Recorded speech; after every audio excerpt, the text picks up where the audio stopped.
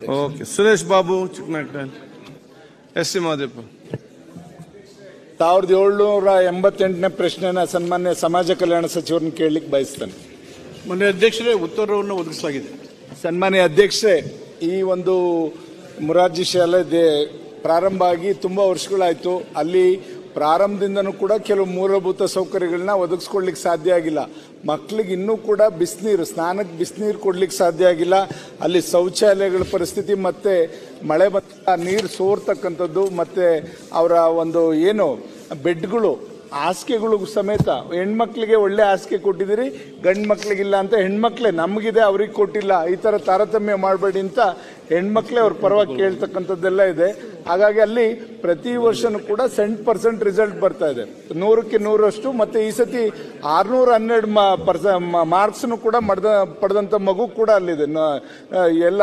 ಆದ್ರಿಂದ ದಯಮಾಡಿ ಅಲ್ಲಿ ಬೇಕಾದಂಥ ಮೂಲಭೂತ ಶೌಚಾಲಯ ಇರ್ಬೋದು, ಸ್ನಾನದ ಗೃಹಗಳು, ಮೇಲ್ಛಾವಣಿ, ವಿದ್ಯುತ್ ವೈರ್ಗಳು ಎಲ್ಲದೂ ಕೂಡ ಹದಗೆಟ್ಟೋಗಿರ್ತಕ್ಕಂಥ ಪರಿಸ್ಥಿತಿ. ಹಾಗಾಗಿ ಈಗ 1,10,00,000 ಹಣವನ್ನು ಮಂಜೂರು ಮಾಡಿದ್ದೀವಿ ಅಂತ ಹೇಳ್ತಾರೆ. ಅದು ಯಾವುದಕ್ಕೂ ಕೂಡ ಸಾಕಾಗಲ್ಲ. ಅಲ್ಲಿ ಕಾಂಪೌಂಡು ಇಲ್ಲ, ಅಲ್ಲಿ ವ್ಯವಸ್ಥೆ ಹದಗೆಟ್ಟಿರೋದ್ರಿಂದ ದಯಮಾಡಿ ಅಲ್ಲಿ ಕ್ರೈಸ್ತನವ್ರಿಗೆ ಹೇಳಿ ಅಲ್ಲಿ ಏನೇನು ಅವಶ್ಯಕತೆ ಇದೆ ಅದೆಲ್ಲದಕ್ಕೂ ಕೂಡ ಹಣವನ್ನು ಒದಗಿಸ್ಕೊಡ್ಬೇಕು ಅಂತ ನಾನು ಅವ್ರನ್ನ ಒತ್ತಾಯ ಮಾಡ್ತೀನಿ. ಅಧ್ಯಕ್ಷೆ, ಸನ್ಮಾನ್ಯ ಅಧ್ಯಕ್ಷರೇ, ಈಗಾಗಲೇ ಮೂಲಭೂತ ಸೌಕರ್ಯಕ್ಕೆ ಅಭಿವೃದ್ಧಿ ಮಾಡೋಕ್ಕೆ 1,10,00,000 ರೂಪಾಯಿನ KRDL ಕೊಟ್ಟಿದ್ದೀವಿ. ಎಸ್ಟಿಮೇಟ್ ಅಪ್ರೂವ್ ಮಾಡಿ ಕೆಲಸ ಶುರು ಮಾಡಿಸ್ತೀವಿ. ಅದು ಸರಿ ಅಧ್ಯಕ್ಷ. ಈಗ ರಾಜ್ಯದಲ್ಲಿ 821 ಮೊರಾರ್ಜಿ ಶಾಲೆಗಳಿದ್ದಾವೆ. ಅದರಲ್ಲಿ ಇನ್ನೂ ಕೂಡ ಸುಮಾರು 180ಕ್ಕೆ ಇನ್ನೂ ಕೂಡ ಬಿಲ್ಡಿಂಗ್ ಆಗಿಲ್ಲ. ದಯಮಾಡಿ ಎಜುಕೇಷನ್ ಬಗ್ಗೆ ನಾವೆಲ್ಲರೂ ಕೂಡ ಚರ್ಚೆ ಮಾಡ್ತೇವೆ. ಈಗ ನಾವು ಇಷ್ಟೊತ್ತು ಕೂಡ ಮಕ್ಕಳ ವಿದ್ಯಾಭ್ಯಾಸಕ್ಕೆ ಹೆಚ್ಚಿನ ಗಮನ ಹರಿಸಬೇಕು ಅಂತ. ಹಾಗಾಗಿ ಎಲ್ಲ ಶಾಲೆನೂ ಕೂಡ ದುಸ್ಥಿತಿ ಮಾಡಬೇಕು ಅನ್ನೋದು ಒಂದು. ಸಮಾಜ ಕಲ್ಯಾಣ ಸಚಿವರಿಗೆ ಇನ್ನೊಂದು ವಿಷಯ, ಪ್ರಬುದ್ಧ ಅಂತಕ್ಕಂಥ ಒಂದು ಯೋಜನೆ ಇತ್ತು ತಮ್ಮಲ್ಲಿ.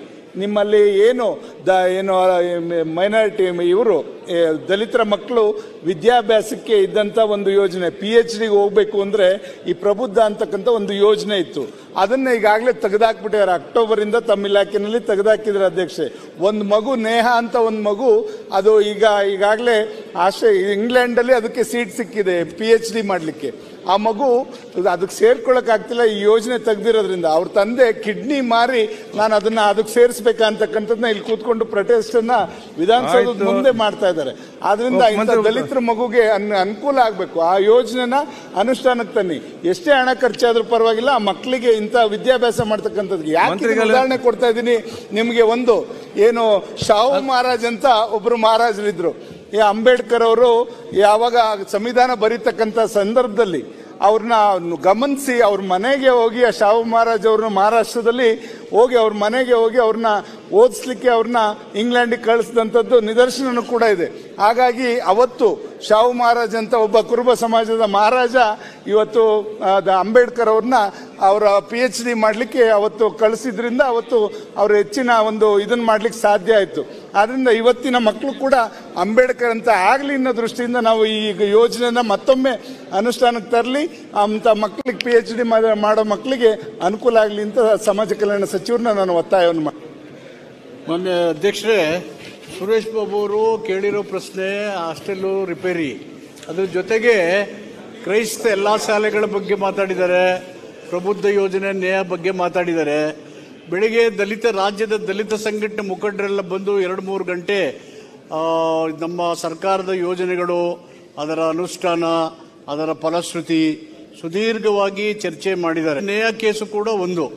ತಾವು ಪ್ರಬುದ್ಧ ಯೋಜನೆ ನಿಲ್ಲಿಸಿಲ್ಲ, ಅದಕ್ಕೆ ಹಣಕಾಸಿನ ಆದೇಶ ಅಕ್ಟೋಬರ್ ಅಲ್ಲಿ ಆದೇಶ ಇದೆ. ನಮ್ಗೆ ಬಾಬಾ ಸಾಹೇಬ್ ಅಂಬೇಡ್ಕರ್ ಏನ್ ಹೇಳಿದ್ದಾರೆ ಅಂತ ಅವ್ರಿಗೂ ಗೊತ್ತಿದೆ, ನಮಗೂ ಗೊತ್ತಿದೆ.